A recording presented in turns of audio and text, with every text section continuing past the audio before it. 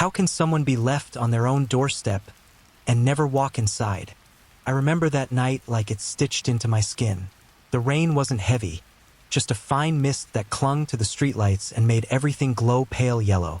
Naomi had been laughing softly in the passenger seat, brushing damp strands of hair off her face when I pulled up to her house.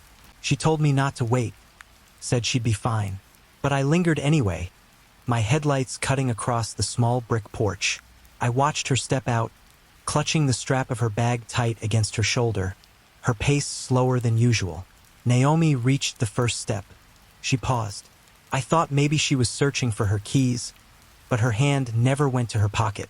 She tilted her head, as if someone had whispered her name through the rain. And then, nothing. The porch light flickered once, her shadow stretched across the wall, and yet she didn't open the door. I blinked, and she was simply gone. What do you remember most about someone? Their face, or the small things you never thought mattered? Naomi wasn't the kind of person you'd forget in a crowd, yet it wasn't her looks that stayed with me. It was her habits. She hummed when she walked, barely above a whisper, as though the sound kept her steady. Her pocket watch, always ticking 5 minutes fast, was her way of never being late. The night she vanished, that watch never left her hand. She gripped it like an anchor, clicking it open and shut when she was nervous. People think fear shows in screams or trembling hands, but with Naomi, it showed in silence. Her father used to say she hated leaving the porch light on. Waste of electricity, she'd argue, even while he left it burning every night. But when I pulled away, that bulb was glowing. I remember looking back once, and she wasn't on the steps anymore, just the light humming against the rain. What I didn't know then was that the small details, the humming, the watch, the porch light, would become the only pieces we had left of her. What's the first clue someone is missing? The silence or the lie that follows? The next morning, Naomi's father thought she was sleeping late.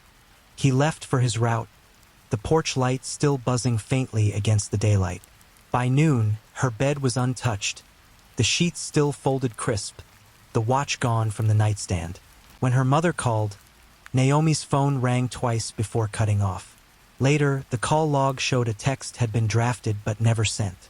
Just 3 words, "Don't look out." The message ended mid-sentence, as if her thumb froze on the screen. By evening, the unease spread. Neighbors swore they'd seen her shadow by the porch around midnight, standing still. But no one saw her cross the threshold. The first police note in the file read, "Last seen on steps. Door never opened." And that's what haunted me. The idea that she reached the place she trusted most, yet never made it inside. Do you know the sound of worry? It isn't a scream.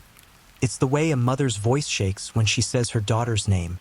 By the second day, Naomi's parents filed the report. The officer who took it wrote later that her mother couldn't finish a single sentence without breaking off to whisper, "Check the gate." It was strange. She said the garden gate had been locked every night for years. Yet when police searched, the iron latch was snapped clean, as if forced from the outside. Neighbors remembered something else. A dog barking for hours past midnight. It wasn't Naomi's.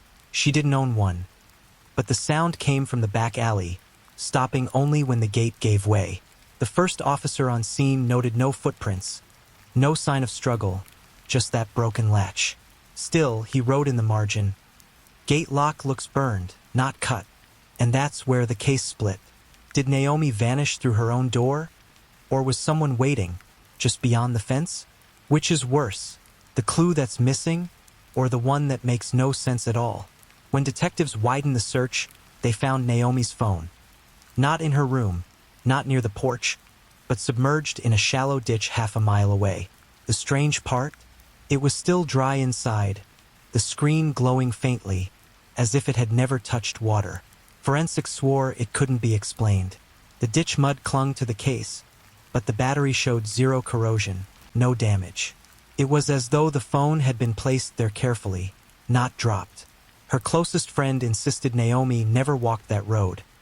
It was a dead stretch, lined only with abandoned billboards. Yet her drafted message, the one that cut off mid-sentence, had been saved at the exact hour a passing trucker reported seeing a woman waving by those billboards. Police dismissed him, saying he must have mistaken a sign's torn fabric for movement. But when asked again, he swore the figure moved, and she wasn't waving for help, she was signaling someone. The file records show the case should have turned that night. Instead, the phone was logged, bagged, and shelved. The signal went unanswered. What does it take for silence to feel louder than a scream? On the fifth night, search teams combed the drainage tunnels that cut beneath the highway. The air inside was thick, damp, heavy with the metallic bite of rust. At the far end of one tunnel, wedged between two concrete slabs, they found a single shoe, Naomi's initials stitched into the lining by hand. But that wasn't what froze the searchers. It was the smell, not decay. Something sharper, chemical, almost sweet, the kind that stings your throat before you recognize it. Forensics later confirmed it was industrial solvent, poured across the tunnel floor. Whoever left it there wanted the dogs confused, the scent erased. When the shoe was lifted, officers noticed something stranger. A folded paper tucked deep inside the sole. It wasn't ruined by water or solvent. The ink was smeared, but the words still visible. It's not the door you should fear. That single line shifted the case from missing person to something darker. The tunnel was sealed off, evidence collected, but everyone who stood there that night swore the echo of their own breathing felt wrong. Like someone else was waiting just beyond the concrete. Which is harder to bear? The truth that never comes, or the answers you can't survive knowing? The tunnels were sealed, the paper archived, and Naomi's name slipped into the long list of cases marked unresolved. Her parents held vigils where her voice should have been, candles trembling in rows that always burned down to wax puddles before midnight. Detectives moved on, but one detail never left me. Weeks later, when the evidence bags were returned, Naomi's shoe was missing. No record of disposal, no log of transfer, just gone. And the file's final page bore a single handwritten note that wasn't police issue. The steps are never safe. Whether it was Naomi who wrote it or the one who silenced her, no one ever proved.